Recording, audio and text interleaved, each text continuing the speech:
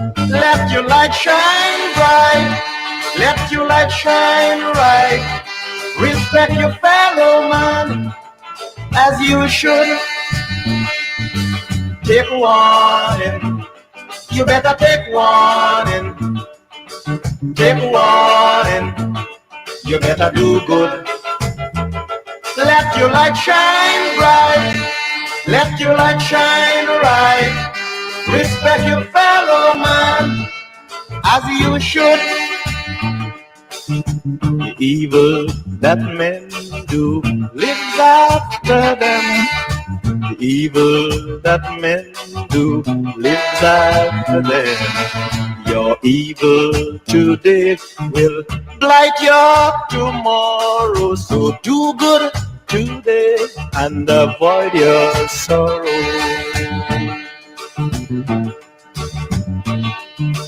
Take warning. You better take warning.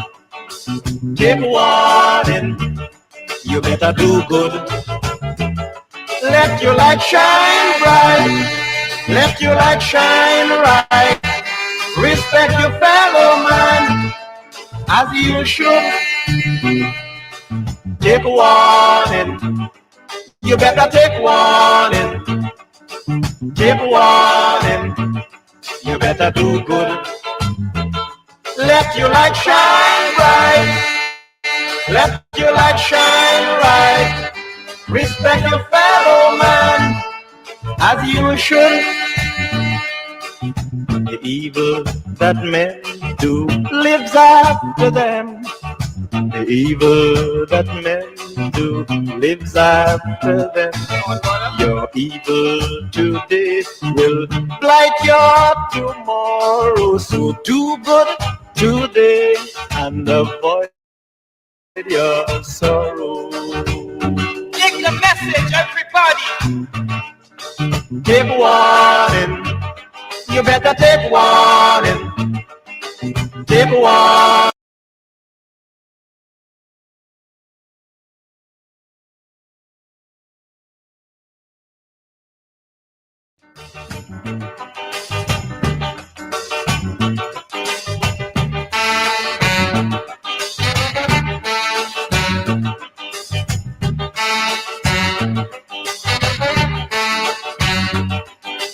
Take warning. You better take warning. Take warning. You better do good. Let your light shine bright. Let your light shine right. Respect your fellow man as you should. Take warning. You better take warning. Take warning. You better do good. Let your light shine bright. Let your light shine right. Respect your fellow man as you should. The evil that men do lives after them. The evil that men do lives after them. Your evil today will blight your tomorrow. So do good today and avoid your sorrow.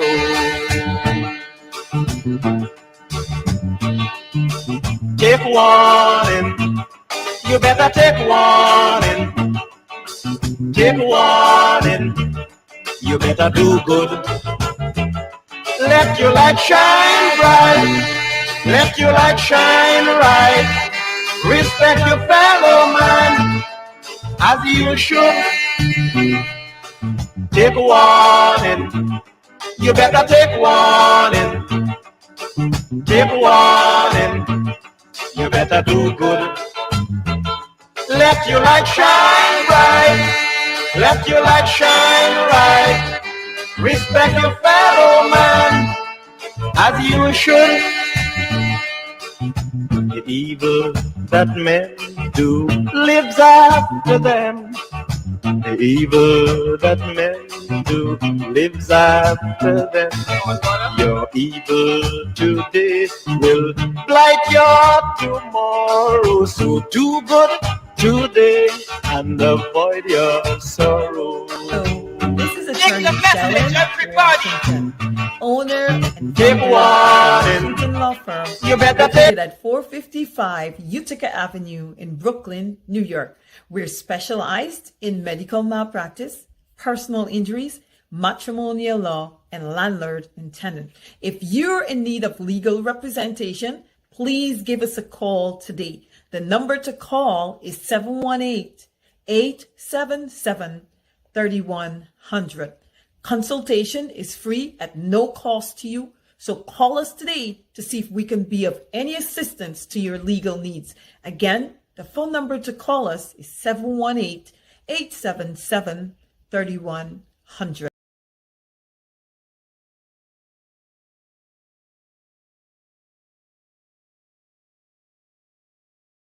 Hello, this is Attorney Shellen Washington, owner and founder of the Washington Law Firm, located at 455 Utica Avenue in Brooklyn, New York.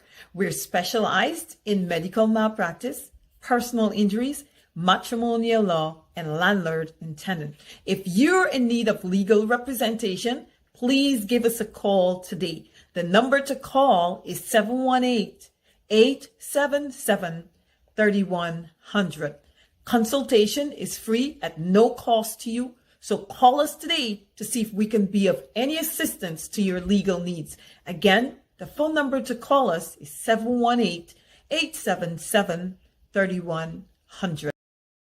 If you are looking to have your statutory declaration, affidavit of income, identity, damage or lost passport, lost license, tenancy agreement, agreement of settlement, power of attorney, last will and testament, and certification of documents, then you need to visit the Alistair Collins firm, located at the Killian Mall, 162 Lamaha Street in Georgetown, between Camp and Waterloo Street. Alistair Collins is a commissioner of oaths and a justice of the peace. Make certain you visit him or call for more information at 649-6410 or 685-6448 or 503-1451. And there's adequate parking available. Go down to the Alistair Collins firm and have all of your legal issues settled and brought to the fore. Alistair Collins firm. Contact them at Alistair Collins firm.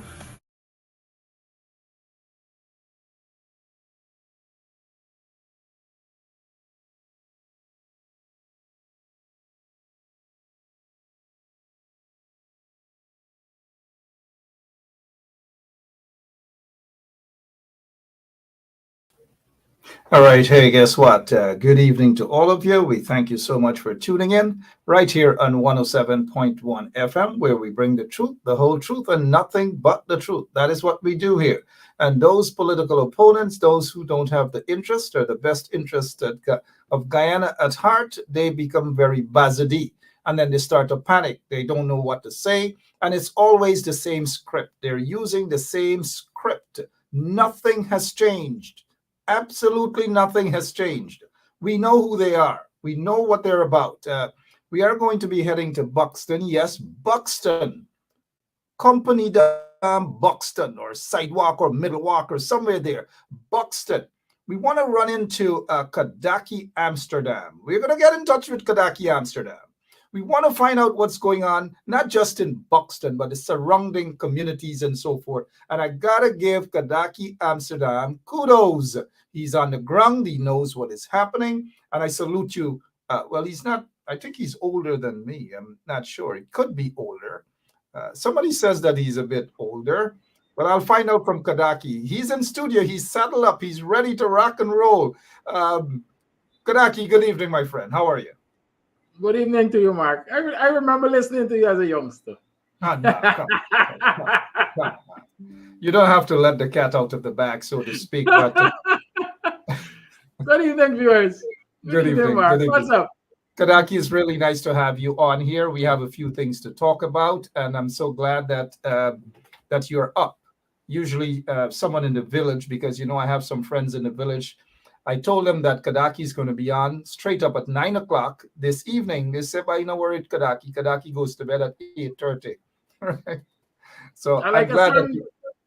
I like a certain No. family. Okay. That's why Kadaki. That is why I said 8:30. I didn't say 8 o'clock. Leave that certain president alone. I didn't say 8 o'clock. But then again, we get some of them pomposetting themselves as president, and they're basically up, winding up, dancing up, all kind of thing, backballing every single thing they're doing. And they call that. I saw karaoke with one of them, and the communications are from the police force that, according to Pastor, always putting out stupidness. You're gonna think it's the handicaps karaoke. Well, I wouldn't even want to go after the handicaps, because I got a few folks that I know, and they're very respectable. They know what they're doing. But that particular guy, I don't think, I don't know. I don't.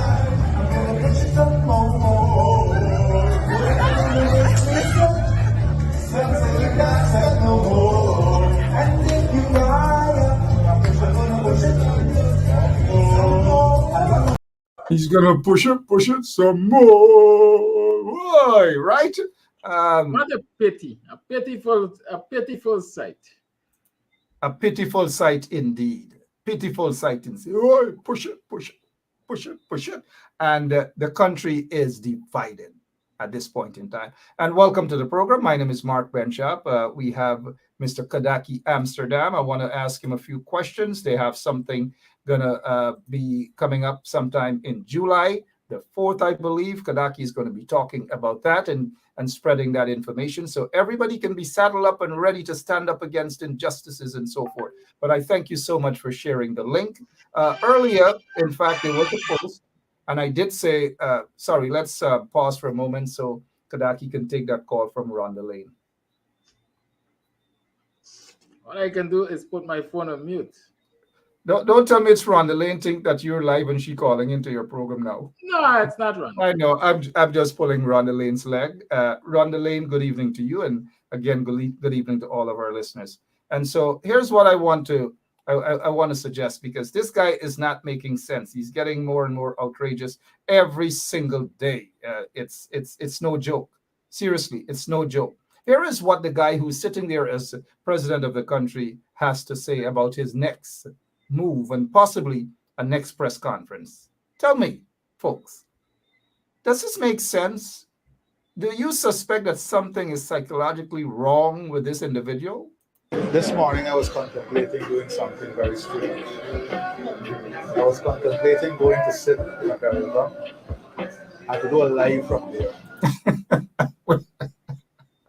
Wait, Kadaki, did you hear that? Did he say this morning he was contemplating of doing something?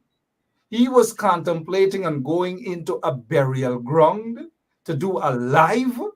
No. I want to replay that part. Where is Lemon? Lemon, just let's go all over again. Let's hear what's going on with this guy.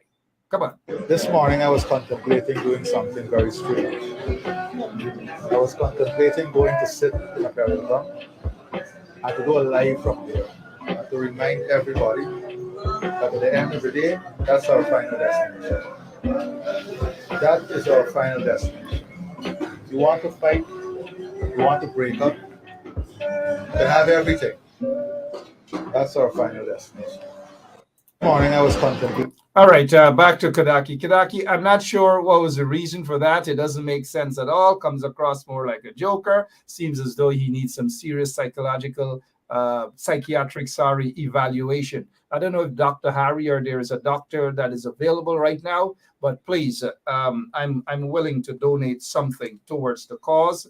$10 actually towards the medical bill for this guy. He does need some help. Make sense out of what you just heard there, Mr. Amsterdam, please. Well, quite frankly, you refer to things in the context, and I'm not sure what the context is, except that this appears to be a brain dead person. Every time you listen to him, as basically what comes across is this guy is numbing the skull. And so, listen, one of my viewers, with great respect, sent me this afternoon an analysis of this chap, and I think it's spot on. And like you're rightly saying, you believe he has some serious psychological issues, right? I said earlier when I look at the karaoke, it was like the handicaps. No disrespect to the handicaps, right? But there's some children who are stuck, or some individuals who are stuck at certain developmental stage. And in the communities, we usually say a little bit more, and this child would have been handicapped. I think that is one of them. All right, Kadaki Amsterdam here with us, the karaoke that he's talking about. And look, I want to make this clear. Nothing wrong with people having fun, but this guy seems to be very confused at every level, every single level. And it is not our background. I don't have a background in psychology or whatever, but you don't need to have such a background in order to analyze an individual. And those experts out there can do a better job than us. But here is what Mr. Amsterdam Kadaki is talking about on this karaoke. I don't know where it was, but he just take a look.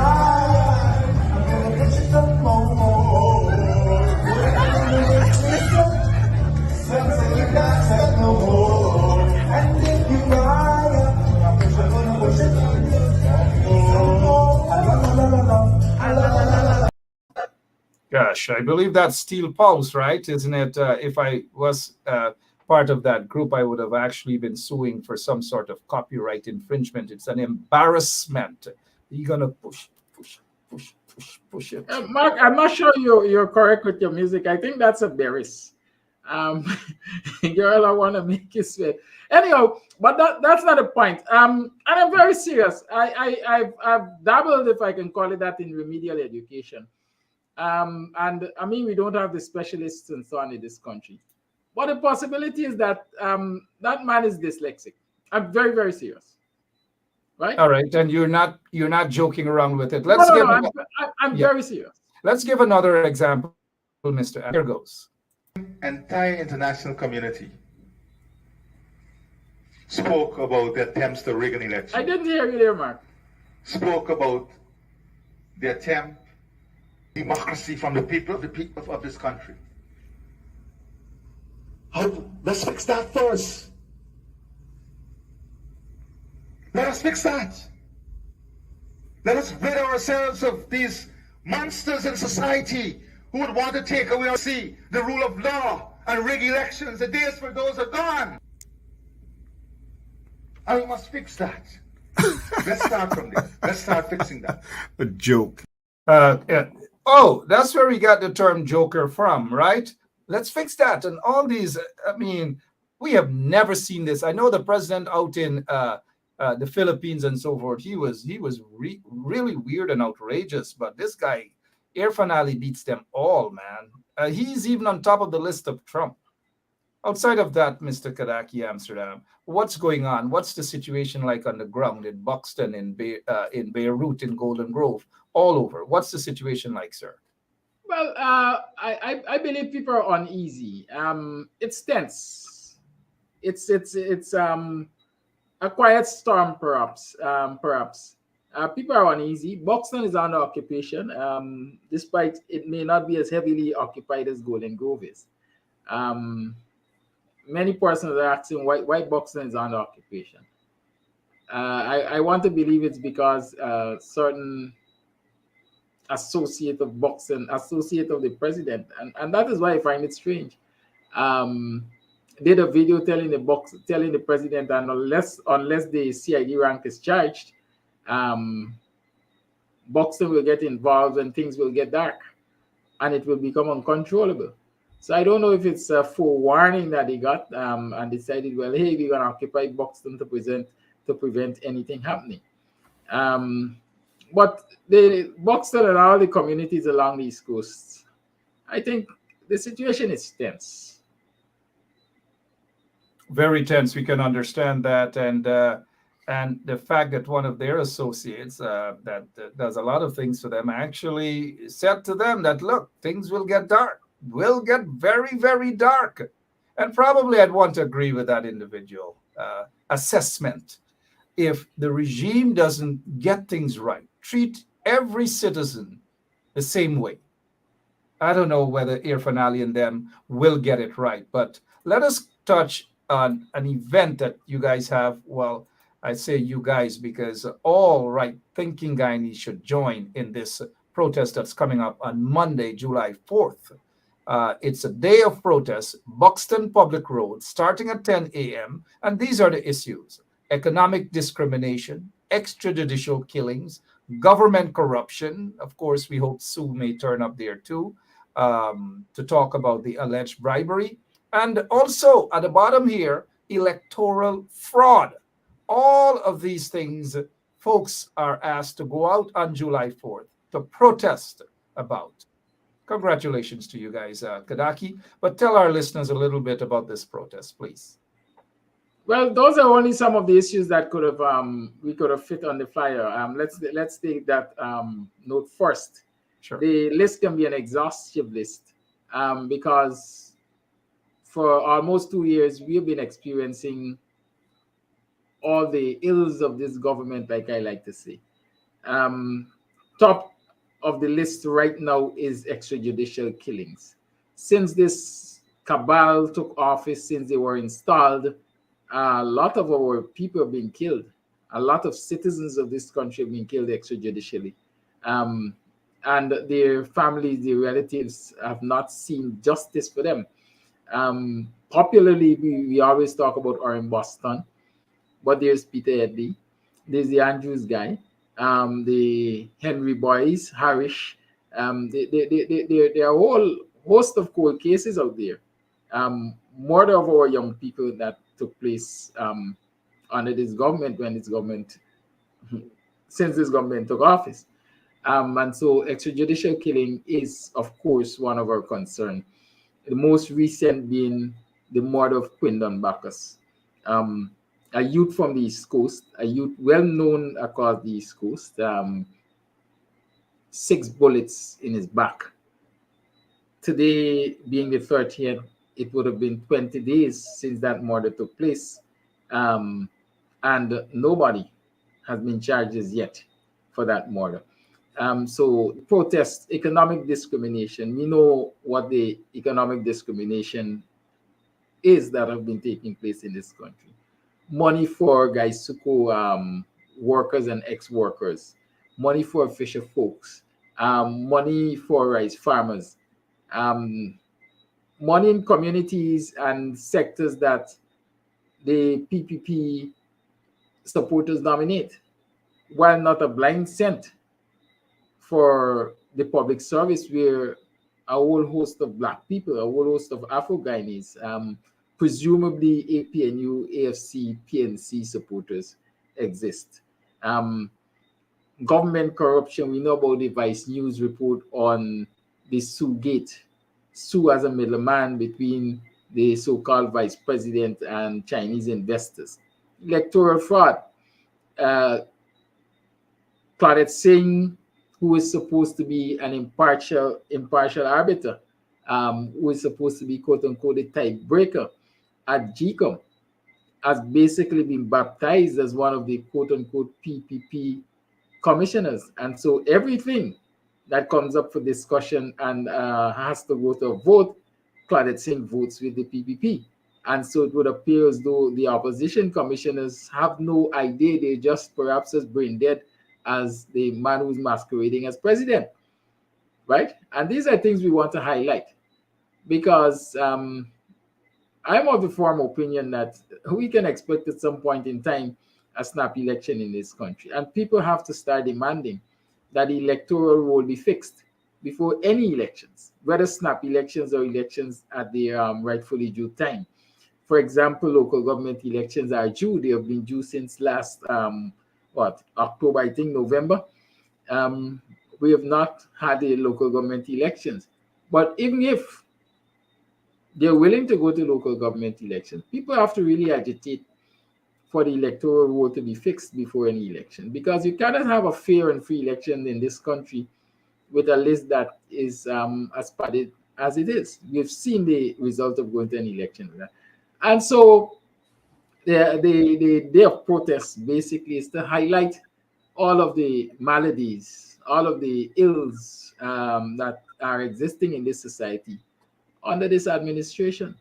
And there are lots. Communities, for example, like Buxton, Black communities, let me say, Afro-Guyanese communities, with all of their roads in poor state, their infrastructure in poor state, all of those things, we are encouraging people to come to the road ahead, Buxton Public Road, regardless of which community you're from.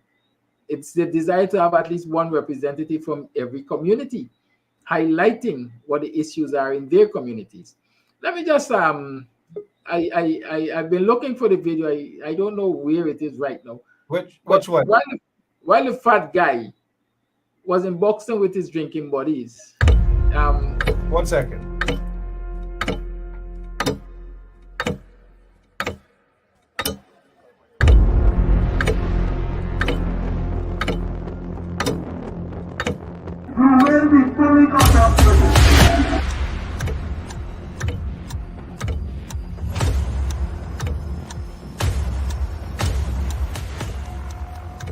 Mr. Watts, he armed himself shots. Shots, watch it, tear gas. Light rounds. Also, I can see that.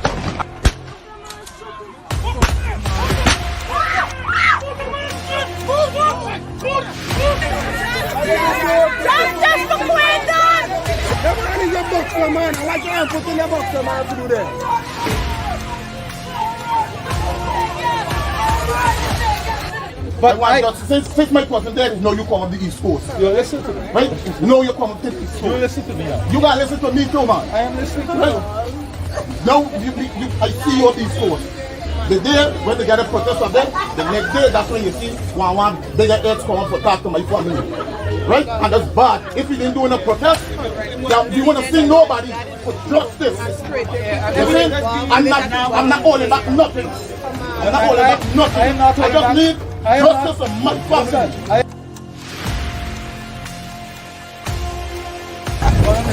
I get visitors all of a sudden. All of a sudden, you all have visitors. This is Joker. Who is that Joker? That piece of plum. They know who to deliver to.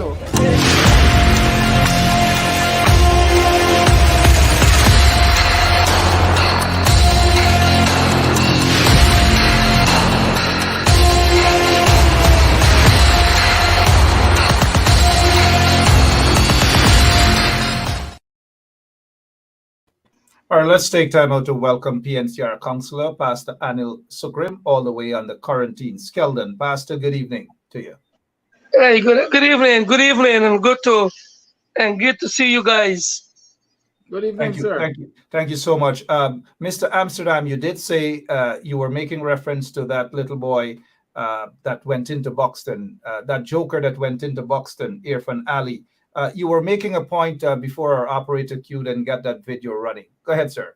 Sorry. Yes, the fat guy. Right in that video, if you notice, there's a short stature person who was perhaps on the left of the fat guy.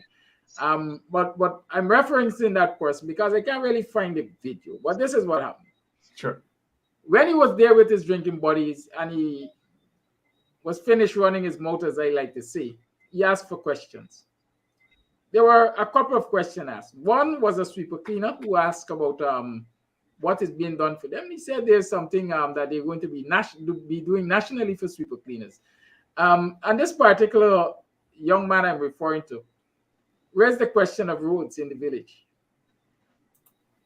And if your operator can find that video, I would really like for the nation to see the response that that young man got. The entire security team started assaulting him. Wow. They basically pushed him away. Right? They pushed him away. While the fat guy was hugging and whispering in people's ears, and people were whispering in his ears in one repose. When they were talking about compensation for lifeless things, plantain and egg ball and polori and cassava ball. Right? What people got in black communities like Buxton and Golden Grove is physical assault for asking about the state of the roads and bullets for demanding justice for the life of one of them. And those are the things I would like us to highlight on the day of protest on the 4th of July. Absolutely. Those are the things that on the 4th of July, folks should go out. Let's head straight to the quarantine. No stranger to 107.1 FM, the Honorable PNCR Councillor, Pastor Anil Sugrim. Pastor, good evening. Thanks for taking time out of your busy schedule. Lots of bad things happening in the country politically. We're seeing the division, we're seeing the racism, we're seeing the corruption, we're seeing the bribery, and all manner of things, the discrimination and so forth. What is your take, sir, from your angle? How do you assess the situation, especially what happened on the east coast of Demerara with one family fighting for justice, they're being ignored, and the other set of people who got little stalls and things broken down, no justification for those things, have been swiftly compensated and heftily too. Your take, sir. Well, Mark, the thing is, the thing is that we find happening in this country, and there is no doubt about that. It is clear forward and it's been seen clearly by those that have eyes to see. The Bible points out that you have ears, but you don't hear. And you get eyes and you don't see.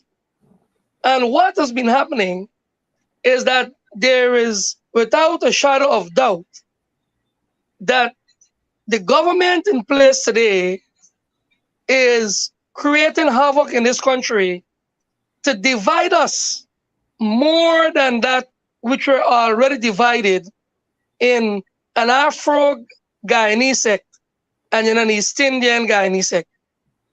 Now, why would you want to divide a country and you shooting words as wind in the air, telling the world that you're setting up one Guyana?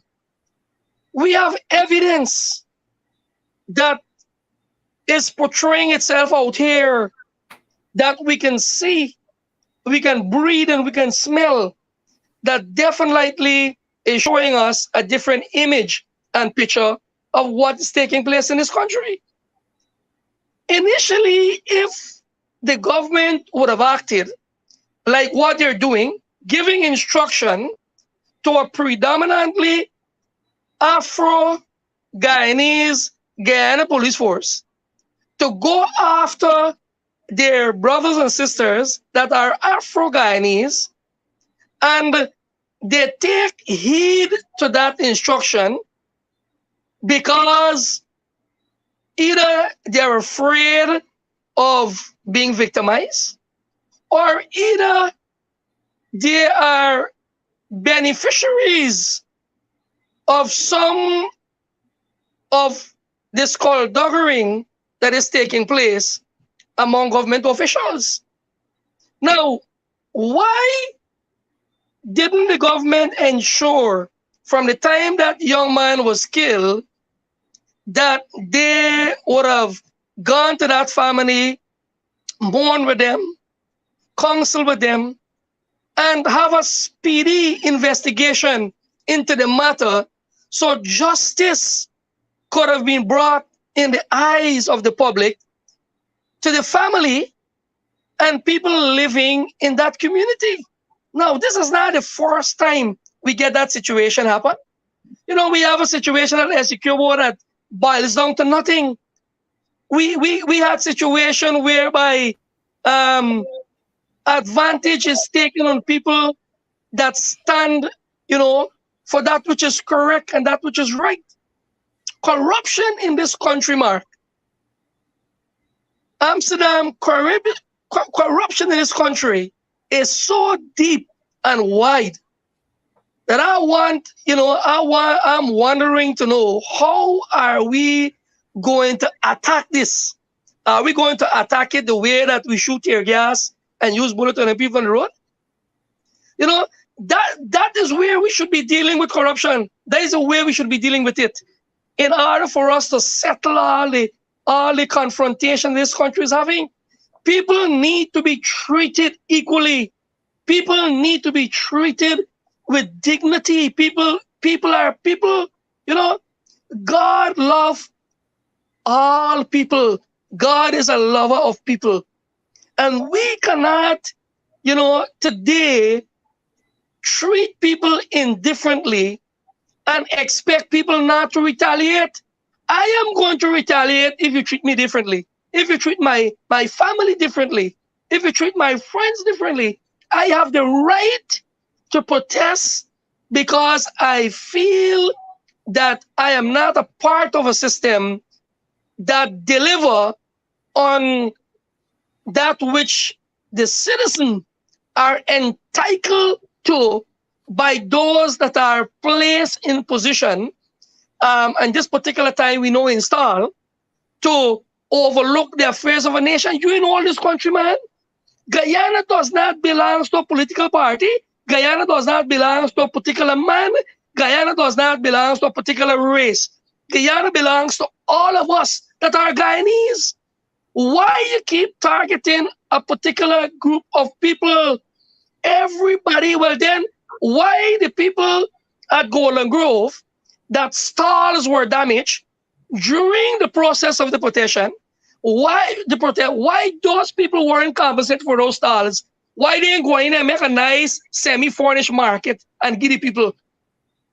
But they know that you gotta make back Polori and you gotta make back Barra.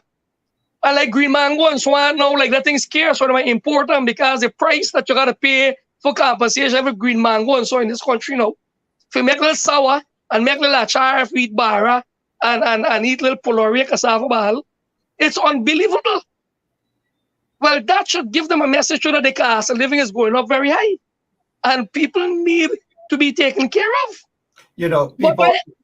Go ahead. But I am still at a loss. Why is it that the Afro-Guyanese is being treated this way by this installed government? People need to be treated equally. People need to be treated properly. Every man deserves a good life, a decent life, a fair life.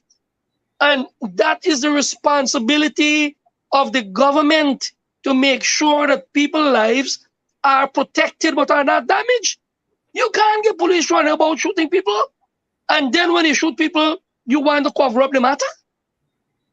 How in the world can we live in society like that and accept it years after years after years after years? How can we accept those situations? Unacceptable. Totally unacceptable. I cannot disagree with anything that you have said. Not a single thing. But why do you suppose, Pastor Anil, that every time an African Guyanese speak out against the injustice or injustices, and they go out and they protest and so forth, they're being described as hooligans, thieves, looters, hungry belly dogs, and all manner of things. When is it going to end? And why do you think it continues to happen, especially under the PPP regime? And Irfaan Ali and the likes have nothing to say to condemn those sort of derogatory remarks hauled against African Guyanese. That is what satisfies their supporters. And, whatever brings satisfaction to them is that which they would allow. You see, it brings satisfaction to them, and it brings glory to them. And when they have that satisfaction, and they feel that because the East Indian population in Guyana is majority, that will keep them in the position of government all the days of their life. But there are lots of East Indian, and I want them to understand that there are lots of East Indian do not appreciate the way that they have been operating and the treatment they are being vetted out to our fellow African Guyanese. So even though it brings satisfaction to them, they need to know that that is not the way. They should be able to be bold enough to let people know that in this time and age, people are not to be treated that way. People are to be respected. People are not to be treated that way. And another term that they use towards the the Afro-Guyanese is that, you know, them a charge by. Them a charge by. That is why, you know, I would have said from time to time, I would have said that when you look in our society and you look at the culture, I mean, all of us, we have people from all ethnicity involved in suicide. But look at the kind of people that commit suicide the most. And look at the regions that these people commit suicide most. Why don't they tell these very people, you know what? Y'all should take example of them church boys because they not kill themselves. You know, they not kill themselves as much as that, you know, like the East Indians, so many of them. So the thing is that we need to have that care, and we need to have respect for people. And on the other hand, it's the same way, you know, the Afro-Guyanese need to respect the East Indian. It's not everybody deep down in their heart feel so about you. But you see, this government would have put in place system that people must boil up within their heart.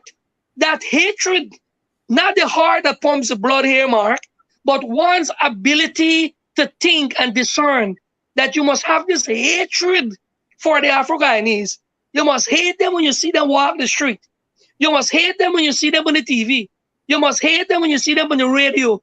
You must hate them when you see them play cricket. You must hate them when you see them they're running in the sports field. You must hate them when you see them kicking the football. They want to instill that hatred. So in the minds of people, so that, you know, people would have that difference. So from the time you conceive that, you know, you build a monster that is conceived within one mind, they hold out. They always see things on a negative way. The perspective of what you're seeing is that which you implant in your ability to think. So what happened? No matter in front of you, you see what is right. You still see it bad. And no matter what evil is taking place in front of you, you still see it as good. And that is what this government is instilling into the minds of the majority of the East Indian people, that think and believe that, you know, that the Afro-Guyanese are hooligans and the Afro-Guyanese are thieves and all of that. That should not be tolerated. As a Guyanese, I am not, you know, in support of any of that. We need to treat people like the way I would like people to treat me. I like people to treat me good. I like people to treat my family well. I like people to say good things about me. I like people to respect me and care for me. And I expect myself to do the same for every other person. And that is what he should have gone down there talking to people about, rather than surround himself with a whole set of protection.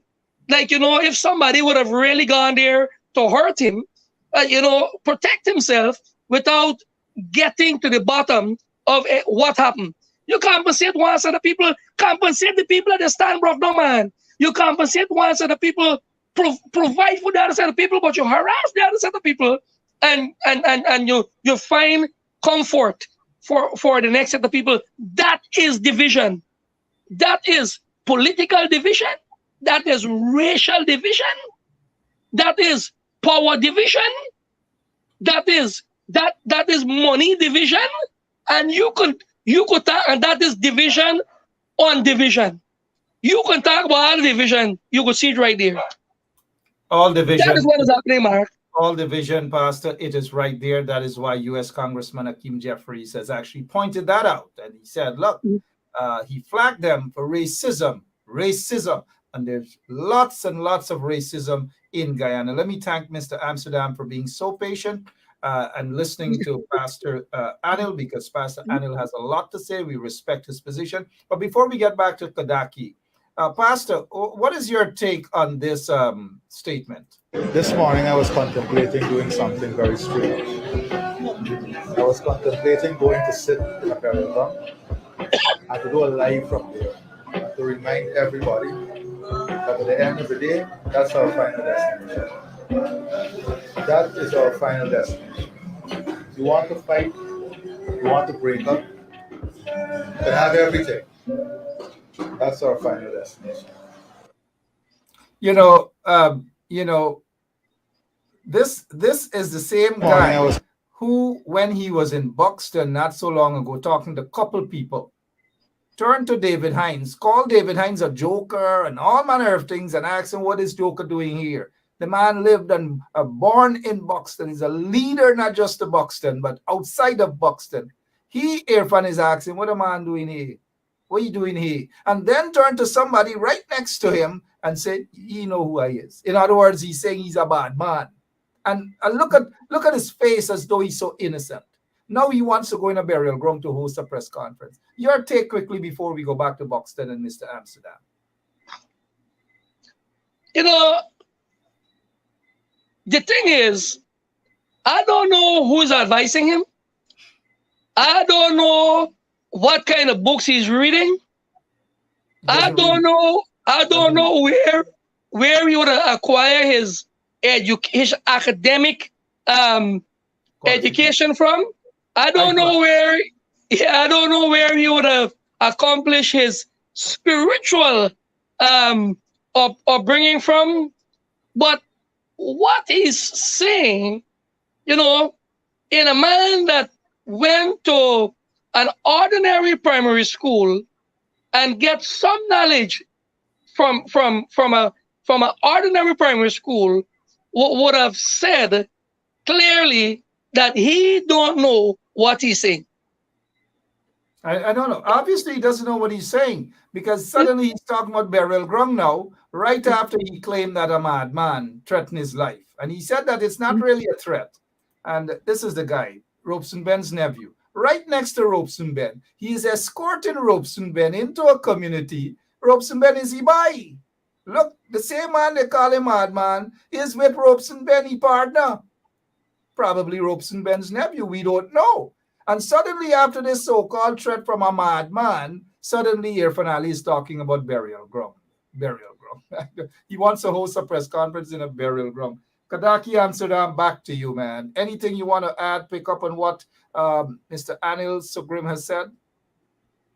Well, Anil has said a lot. Anil, being from Borby's quarantine especially, would know about the discrimination that's taking place there. There's a lot of discrimination in Borby's, I can tell you that. For example, I have a list of NDCs in Region 6. I have a list of 18 of them. 15 of them are controlled by the PPP. Each of them got a grant of $4 million. The other 3 are controlled by the AP and UFC. They got not one blind cent. That's a divided Guyana. Reports in that same quarantine area. The PPP will go and they will give out, or quote unquote representatives of the government will go and give out all kinds of grants and assistance to people, chicken and feed and stuff like that under the table. And who gets it? PPP supporters only. In communities where, even if it's dominated by PPP supporters and you have a few blacks, they get nothing. Just the other day was Enmore Martyrs at Enmore, right there at Enmore. And the instruction given to the people who are making the preparation, the Enmore, I don't know if it's Enmore Grove NDC, whatever it is, but the Enmore NDC, I like to say. The chairman in particular would know of that instruction. Encourage PPP supporters only to go into the ground, the venue, and set up refreshment stands. And when we come, we are going to give them a grant of $50,000 each. Only PPP supporters. And you know what happened? Only PPP supporters were allowed to set up stands in that ground. Not only did they give them a grant, I think, of $100,000 each. But they ensured they bought out all of the stores, all that they had to sell, they bought it and shared it out. Right? There was one solo black woman who set up a stand on the road, hoping to catch her hand. You know what they did? They barricaded the road. Nobody could go to her. That's divided Guyana. There's no Guyana, one people, one nation, one destiny. Or that is no Guyana, according to the fat guy, that is no one Guyana. But I want people to understand this. With this level of discrimination and division and wrongs that are being done against a certain section of this society, we will face the one people, one nation, and one destiny. All of us will face the fire when it starts. Every single one of us. I don't know what form the fire can take. Right? Figuratively, I'm talking fire. Because whatever, there's a pressure that's burst pipe. And when the pipes burst in this society, every single one of us will have to face the consequences. And that is why I always say, the onus is also on the supporters of the PPP to say to their leaders, what you are doing is wrong. Because if we get and the other people don't get, they're going to come to us to take. They constantly refer to black people as hungry belly and dog and so on. You ever see the behavior of a dog when it's really hungry? It would eat the owner. It would eat the owner. And so if they continue along this trajectory, that is what we're heading for. That is what we're heading for. All right. People don't like to hear you say it, but that is the reality.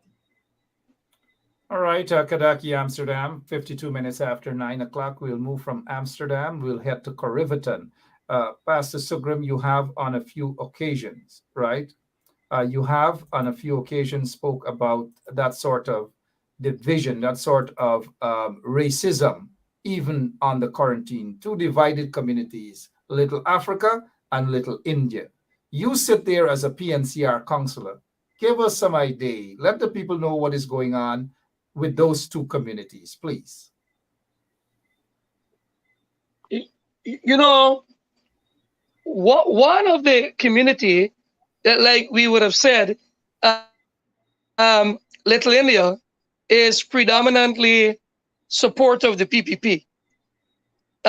Whatever is happening in that community, it's happened to be a community similar to Little Africa. It's an area that squatters eventually take up residence. Little India used to be agriculture school compound that was taken up. It uses to be part of the Ministry of Education and so on. When that was taken up, you know, it was divided up and so and streets and so on was made. Streets and so were made for the people in that area. Little Africa was taken up, and those people struggle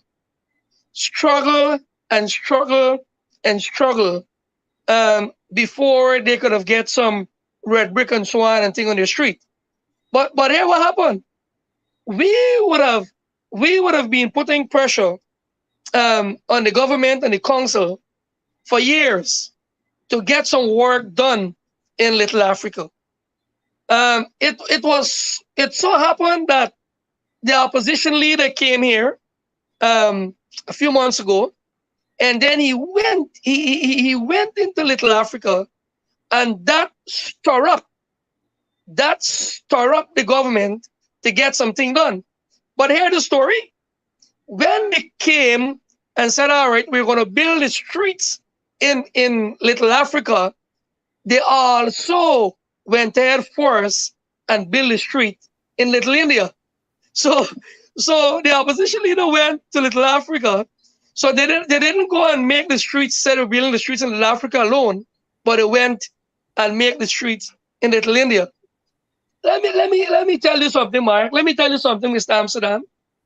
You know, I was able to move a motion at the Mayor and Town Council in Curveton and could have get some of the PPP councillors, except one that abstained from about 10, to put some leverage on the mayor because he doesn't entitle to security at his house. He doesn't entitle for the council to pay his phone bill at his house. He is not assigned with a vehicle from the town council. And he don't, and the telephone that he goes into the office and use is a general phone line for the staff of the council that they don't get access to it because he's sitting there and take control of the phone. I was able to pull a record to go back from way back, and the bill of the office that he operates in that now runs into 20,000 and above, 18,000 to 20,000, uses to be $2,000 and $1,000 and $3,000 a month. There one particular number the man called 59 times and 89 times from his office. One particular number? One particular number. Ah, so there's what Kadaki smile, Kadaki knows right? who number, and it's really going on with you. One number right? 59 times. Right, and the thing is, the council agreed. Look, they don't have staff to run the market, security, but he wants security at his house. He run a taxi business at his house. He used the mayor and town council security at his house. The mayor and town council security at his house that is paying about $77,000 a month for one person to run his taxi service from his house for him.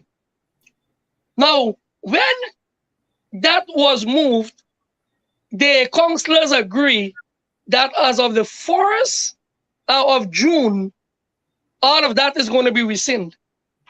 The man go back the next week at an extraordinary meeting, call these very people that vote in favor of the motion to rescind it so that it goes back in his favor.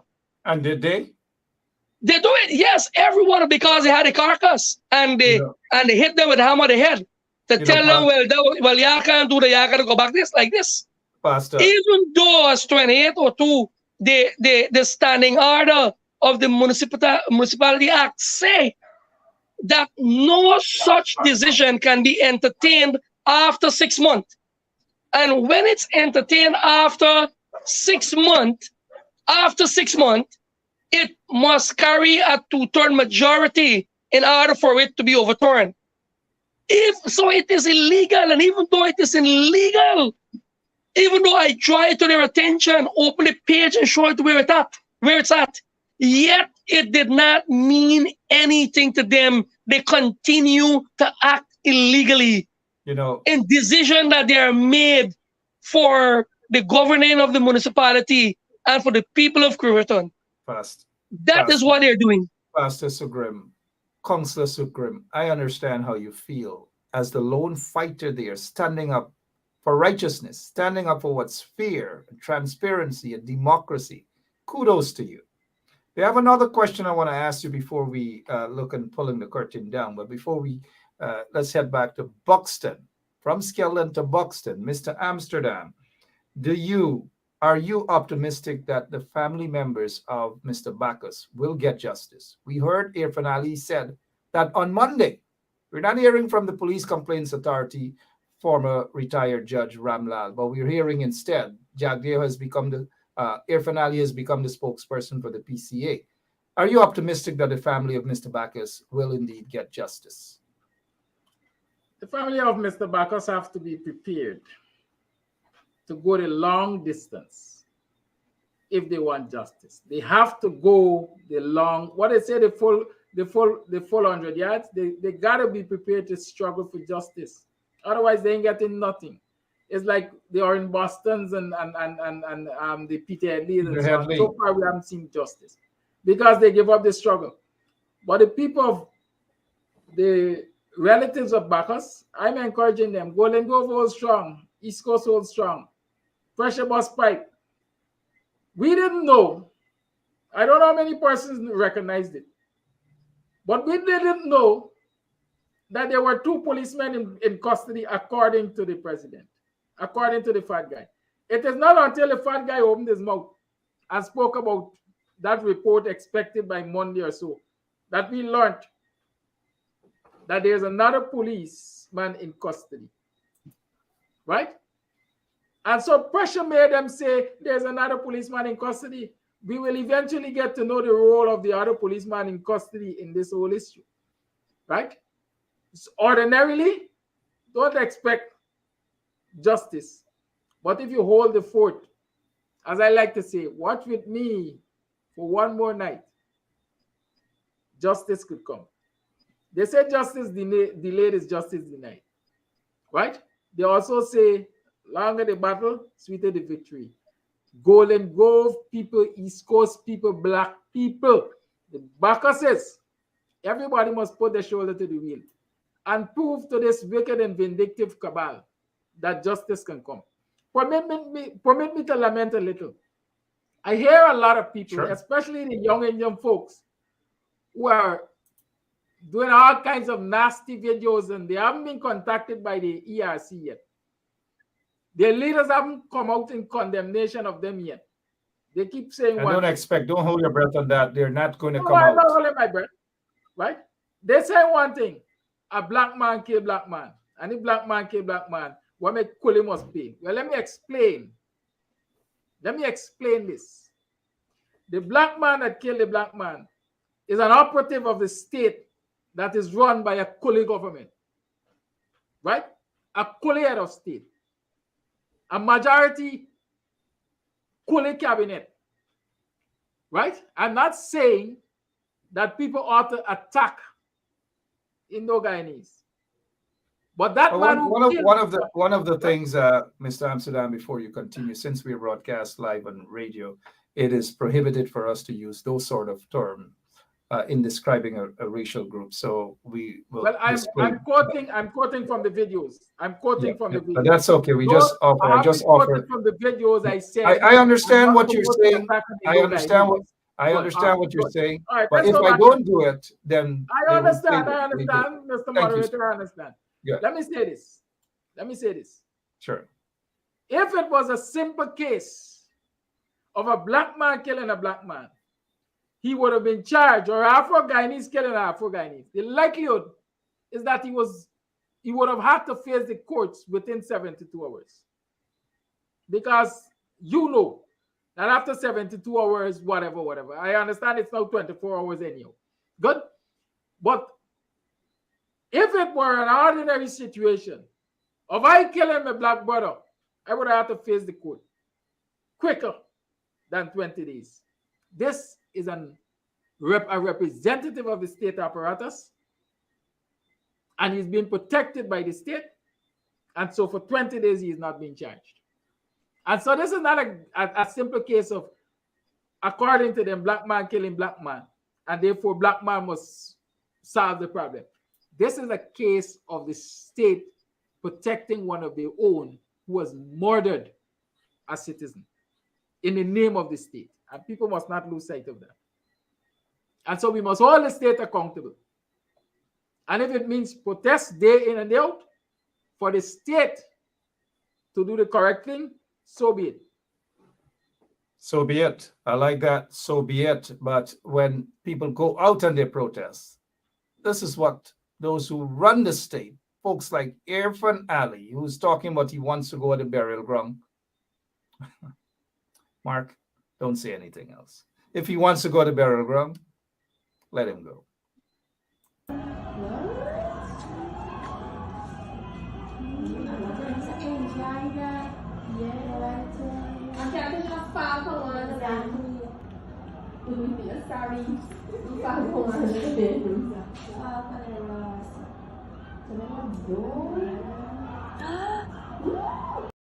So when you rush into a community, you shoot them up, you destroy their properties, destroy their businesses, as they have done in Buxton and other areas. They lose the police those police after those innocent protesters. Innocent protesters indeed. Let's go to Attar Baby, a youngster known as Black Boy, who has called people all sort of derogatory persons of African descent. And the minute I looked at him, I knew that he was mixed. I knew that somebody for him is actually black. And in fact, he is actually a Douglas boy, a confused Douglas boy. Spoke all these things about black folks. Here's what he has to say now. Good afternoon, what's up? Well, y'all don't know his guys again. Well, you guys, yesterday the two video I posted up last night. I've been angry, I've been passionate, I've been vexed, right? But sorry to the black people that want to say, oh, keep a party and kill out all y'all and stuff. I'm sorry for that, and I hope y'all understand it. I've been vexed yesterday all day. I've been vexed, yes. I've been vexed though, but I'm sorry though, right? So, yeah, hope y'all see the videos and y'all understand. I've been passionate, yes. I've been vexed, yes, but I don't mean nothing or no way else, right? Pastor Sugren, take a bite at that. What he just said after 24 hours ago, what he said about shooting up and killing up and all manner of things. And now he not been serious with what he said. And he's sorry. And his mother is Afro-Guyanese, according to what he said. He said, me sorry, me not been mean. Pastor? You know something? When the damages were already made, I don't see how easy it is to be reversed. That is what I believe as a religious leader. That is what we teach. You know, somebody gonna want to bulldoze somebody, sow discard about them, ridicule them, criticize them, gossip as we call it, busybody as the Bible call it, and we can spread it around society and families. But when you want to say that you seek forgiveness, you go to the man or woman and say, buddy, I didn't really mean it, and I didn't say all the things that I said. I'm sorry about it. But the damages was already made. You cannot indulge in damages that cannot be repaired. And I don't know how his mother take that, and I don't know how he would have concluded with the things that he would have said. And that tell you, and I know of a situation, Mark and Mr. Amsterdam, where an East Indian man is living with an Afro-Guyanese young lady, and he would say all sort of things about her. And she would say about the Afro-Guyanese, that is, and she would say all sort of things about the Indo-Guyanese. But they're living together, they're sleeping together, and yet they are bamboozling each other, which they accept living together. Something like I can't understand. So something which, living together is appreciation and love, not hatred and division and chastisement. And so it could have been he would have grown in a home that his experience, if both his father and mother probably would have lived together, or how long they would have lived together, and he probably would have grown in a home where his father would have been abusive to his mother, using those kind of discriminative language towards his Afro-Guyanese mother, which he would have adopted more than what his mother probably would have been saying. What she was bearing and so on and thing. And so that is how I see, the way that he would have acted. That is definitely what happened. Confused.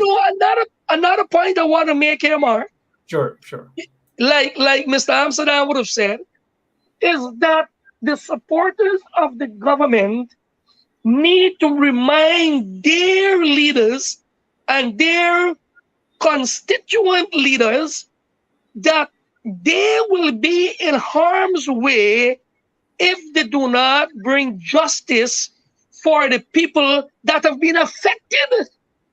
Because when protesters take the street, and sometimes it becomes out of hand, you know, innocent people will be in the crossfire. People will be affected.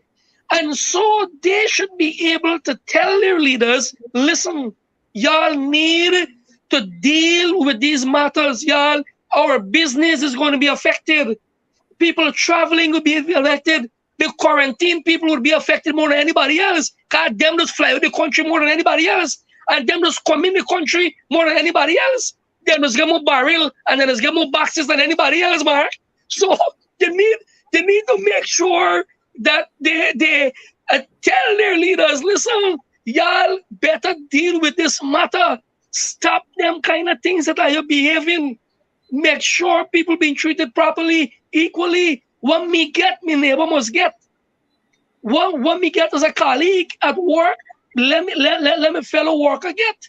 You know, and so that we can get harmony and unity and peace and love, and it may bring satisfaction to our heart, our soul, our minds, our marrow, our bones, and our joints, so that we can live in a country that is a beautiful piece of land that is ruled by hooligans.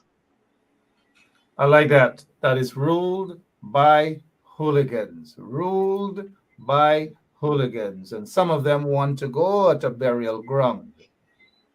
Maybe he's a sea farmer and I don't know.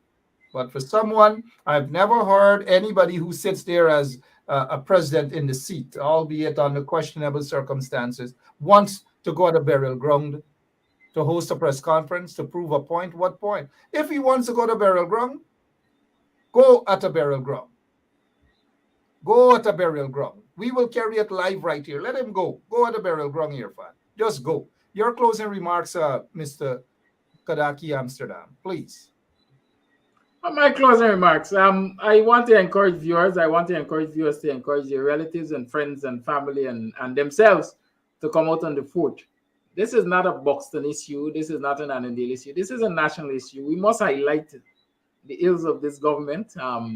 We must let this government know that every citizen of this country is a citizen, regardless of race, color, and creed. And every citizen deserves to be treated fairly and equally, right?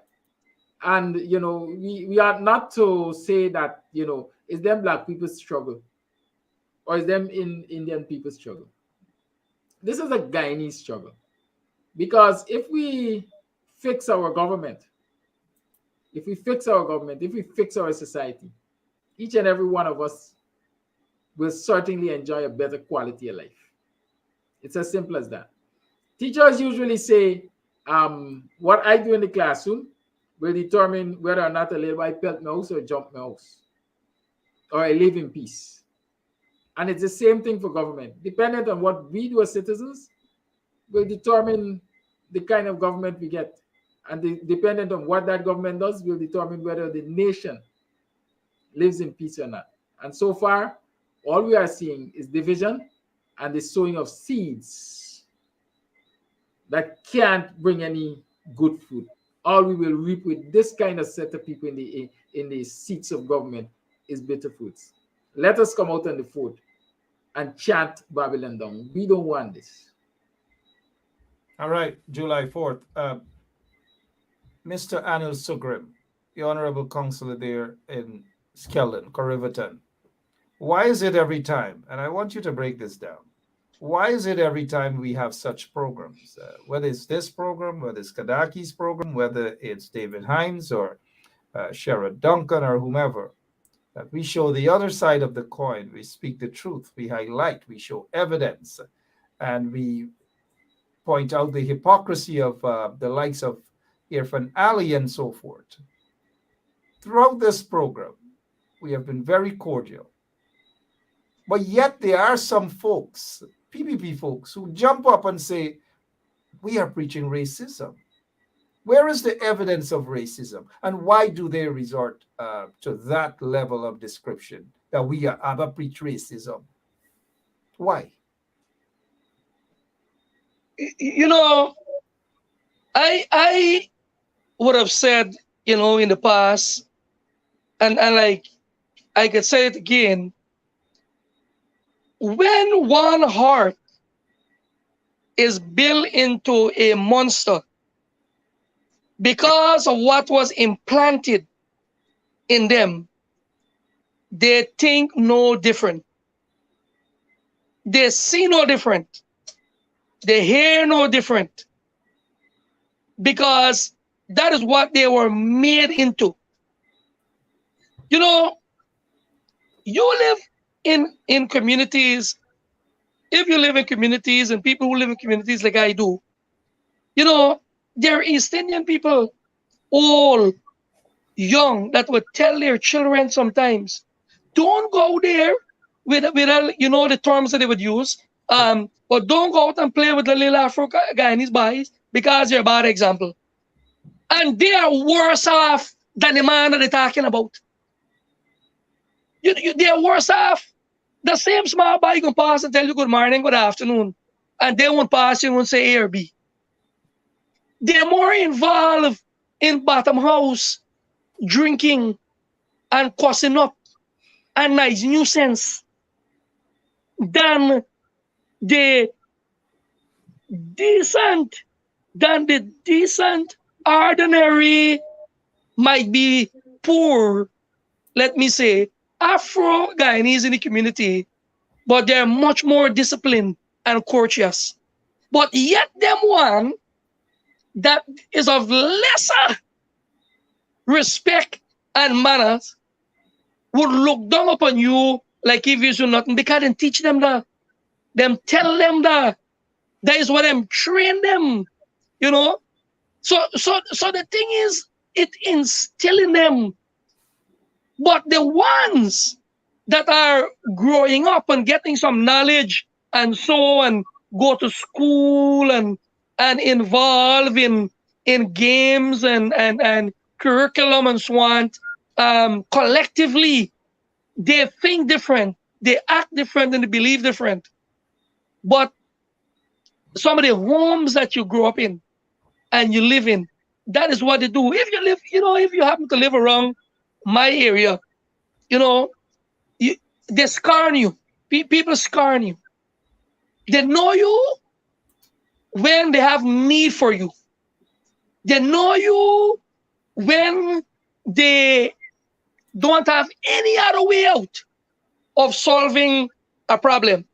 And like, for instance, I could tell you on the upper quarantine, when they're bamboozled by their own people that they elect and put in place, it's me that is fine to go back and fight them for them. I just got to go back and make representation for them, for the very people that they put in place. Up to tonight, I was telling a man the same thing. He was telling me, well, we need to get, but Mr. Man, when the time come, and y'all see this cup when you go up on the ballot paper, I don't know what has happened to you. I don't know what has happened to you. I just get stupidity, I just get brainwave, I just get canwa, or something that's happened. That with all that y'all just shout about is a different scenario happen. But I said you need to change it. That need to change, because if it don't change, people will struggle. People will struggle if it don't change. What do the Guyanese people benefiting? How do we benefit? How do we benefit? Yes, go ahead, Pastor. Yeah, how do we benefit? And so if you live in a community that you have 10 Afro Guyanese, and then you get 500 East Indian Guyanese, and because of the 10 Afro Guyanese, you won't make the streets, and you won't put on lights, and you won't get proper drainage, and you won't get proper portable water, and you ain't get proper electricity. Won't it affect the 500 East Indians who are living in there? So they need also to let their leaders know this is not the way. This is not what you should teach us, but we should bring harmony and bring love and unity among us, because we are affected when you try to, vindicate these people. We are also affected. Got you. 100%. This photograph on my friend Malcolm Harry Paul's Facebook page says here the caption. So Indians also looted one Guyana. LOL. Indians also looted this thieving thing and this looting thing and all these manner of things. It is not confined to just one ethnic group. Not one ethnic group. You from Corriverton, Kadaki, Buxtonian, but from the East Coast there and so forth. Not one set of people are thief, you know. Not one set of people are loot, you know. Not one set of people are in corruption and all kind of thing, you know. Not one set of people is go hungry, you know. Mark. You hear me, Pastor? Mark. Who's that? Yeah, Kadaki, people. go ahead, Kadaki. 1 second, Anil. Yeah. Right. Let me give you a laugh. Sure. For about let me say about 6 years, I have a property of the Sideline Dam bordering Annandale. Every time I catch somebody in my yard trying to steal something, they come from Annandale. You know what I'm saying? Every single time. Every single time. But we hear ever so often that a black man thief, that Buxton man thief, and so on. But every time I confronted somebody in my yard, it's somebody from Annandale. This myth about only one set of people stealing, it's just that a myth. Because the biggest thieves you can find in this country are in the government. And the government is dominated by Indo-Guyanese. I don't care what people say. I rest my case. All right. And I know that back in Guyana, I caught a couple of guys often stealing coconuts on the tree. And I was looking for a photograph with one of them that I took out. Coincidentally, his name is Anil too. Right? So I caught Anil on the coconut tree, right? And, the point is I let him go because, I let him go. I didn't send an invoice to the government for $2 million for 2 coconuts and these sort of things. I let Anil go, right? And so not one set of people are Steve, man. Oh, not one set. But when we look at the biggest set of money launderers and drug lords in that country, you would be shocked. You would be shocked. And tax evaders and all these things, you would be shocked. Oops, the operator got Andrew Morgan remanded for cocaine. You guys would be shocked. So not just one set of people thieving and looting, not one set of people. Go to Camp Street, you'll see a bunch of different people with all sorts of crimes, and you'll be surprised. All sorts of people. Amerindian or indigenous, Indians, Africans, one set of people all doing all manner of things. Them a thief. Them a loot, them a do all kind of things too, right? Money launderers, drug lords, take a look at them, take a close look at them. A close look at them. Don't forget, guys, on the 4th of July, take the last word. Eeny, meeny, miny, mo. Kadaki, take the last word and plug this protest again, sir. Well, the last word, I don't know. Let me see if I can get the last word to play here. Sure. Are you hearing? Economic apartheid. No, we're not hearing, but it's about the protest. We're not hearing it at all.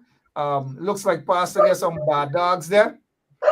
Okay, I sent you. I actually sent the audio to you. I got it. I will ask the guys them to play it. But again, thank you so much, Kadaki. Thank you so much, Pastor Anil. I appreciate it. Have a good night. Yeah. Yeah, you too, Mr. Amsterdam. Yeah, thank you. Kadaki, maybe some morning you could invite the pastor as well. Very well. Absolutely. Thank you guys so much. God bless. It's a pleasure. Thank you, Kadaki. All right, Kadaki Amsterdam there and Pastor Sugrim. July 4th. Go out and support. That's all. But you know what? The very people who were calling the guys who went out and they were protesting, and God in heaven knows whatever else happened, they're calling them looters and hungry belly, them a thief and all kind. But look at all sort of people. Look at the guy in front, look at the guy in the back. He get 2 shoes, he walk. Well, I'm not certain whether he looted the shoes or whatever. What else there? Some of them guys get some dry up cassava, dry up plantain, and those are millions of dollars worth of goods, spy. Millions of dollars. So in other words, now the people are accusing these guys of stealing, and then two thieves make God laugh, right? Because the very people who complain and say that the style get broke down, can pull Oregon and all kind of thing, they submitted invoice and said millions of dollars. So they end up now thieving from taxpayers. They rob taxpayers because there's no way on earth little Polari go worth 2 million and 3 million and hundreds of thousands of dollars and all kind of thing. Look, man, this thing here just make me want to play this tune. Operator, for Polari Lady, let me go Polari Lady. Yeah, you already know what I want. Let me go. Give me Polari, I want Polari. Yeah. Give me Polari, I want Polari. Yeah. Give me Polari, I want Polari. Yeah. Give me Polari, I want Polari. Round Polari, tiny Polari, fat Polari, born Polari, any Polari, I eat same Polari. Look, we got to play that again, right? They're Polari because Polari turn expensive now. One little bottle, or as we say up in the quarantine, one little bottle. I mean, I say bottle, one little bottle Polari costs $2-3 million. One bus will probably cost $300,000. It costs $3 million now. I know some of them customers say Ben Shop when I rake your mom. Right. Polari gone up, price gone up. Make me freaking for eat Polari now. Let me go. Yeah, you already know what I want. Let me go. Give me Polari, I want Polari. Yeah. Give me Polari, I want Polari. Yeah. Give me Polari, I want Polari. Yeah. Give me Polari, I want Polari. Round Polari, tiny Polari, fat Polari, born Polari, any Polari, I eat same Polari. Gal, you gotta make 'em good, run it up and fry 'em. Gal, you gotta make 'em good, put some sour pan 'em. Gal, you gotta make 'em good, you know I really want 'em. Even if it's for a gal, give me, let me eat 'em. Give me Polari, I want Polari. Yeah. Give me Polari, I want Polari. Yeah. Give me Polari, I want Polari. Yeah. Give me Polari, I want Polari. Polari price gone up, them things price gone up, small cassava, them planting. Look like they're there for a whole 6 months and planting. All them things cost millions of dollars. Oh man. Anyways, whenever you guys see this one here, this joker at any burial ground doing his press conference, either call Dr. Harry or call one of those doctors at the psychiatric ward at Borby's mental institution so that they could round him up and evaluate him. Because something isn't right. Trust me, I swear, something isn't right. Take a listen again. This morning I was contemplating doing something very strange. I was contemplating going to sit in a parallel and to do a live from there and to remind everybody that at the end of the day, that's our final destination. That is our final destination. You want to fight, you want to break up, you can have everything. Let's go over This there. morning I was contemplating doing something very strange. I was contemplating going to sit in a parallel and to do a live from there and to remind everybody that at the end of the day, that's our final destination. That is our final destination. You want to fight, you want to break up, you can have everything. That's our final destination. I don't know, man, but something is definitely wrong. I know what is happening there. Trust me, I know what is happening there. I may have two ideas, but Crabman got one. Pressure, boss pipe. Pressure. Seriously, it's pressure. Look, it's Thursday evening. We got to go out with a bang, man. We got to, and to all the dog food vendors and all the other vendors in Buxton and so forth. No worry. Bread and thing, they should compensate y'all. Police shoot up here, there, and everywhere, broke up y'all style. It is unfair that y'all are not getting any sort of compensation. But Polari Lady, Millions of dollars, Barraman, Guinea man, all of them get money. And so they're dancing now, right? But yet they're calling people looters and thieves and so forth. There's nothing, and I can put my last, $10.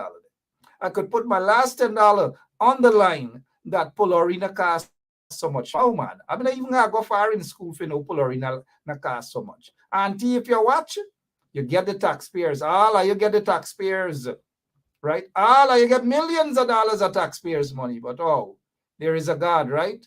But that Polari where you are buying is one expensive Polari. Come on, everybody, as we close off the show tonight. Let's go. Yeah, you already know what I want. Let me go. Give me Polari, I want Polari. Yeah. Give me Polari, I want Polari. Yeah. Give me Polari, I want Polari. Yeah. Give me Polari, I want Polari. Round Polari, tiny Polari, fat Polari, born Polari, any Polari I eat. Same Polari, gal you gotta make 'em good, run it up and fry 'em. Gal you gotta make 'em good, put some sour pan 'em. Gal you gotta make 'em good, you know I really want 'em. Even if it's for a gal, give me, let me eat 'em. Give me Polari, I want Polari. Yeah. Give me Polari, I want Polari. Yeah. Give me Polari, I want Polari. Yeah. Give me Polari, I want Polari. Hello, this is attorney Shellen Washington, owner and founder of the Washington Law Firm, located at 455 Utica Avenue in Brooklyn, New York. We're specialized in medical malpractice, personal injuries, matrimonial law, and landlord and tenant. If you're in need of legal representation, please give us a call today. The number to call is 718-877-3100. Consultation is free at no cost to you, so call us today to see if we can be of any assistance to your legal needs. Again, the phone number to call us is 718-877-3100.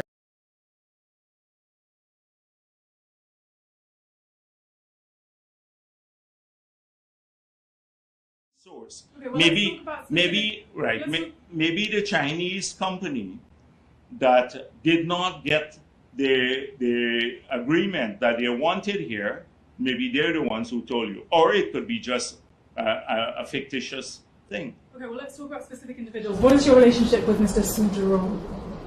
Su? Oh, Su.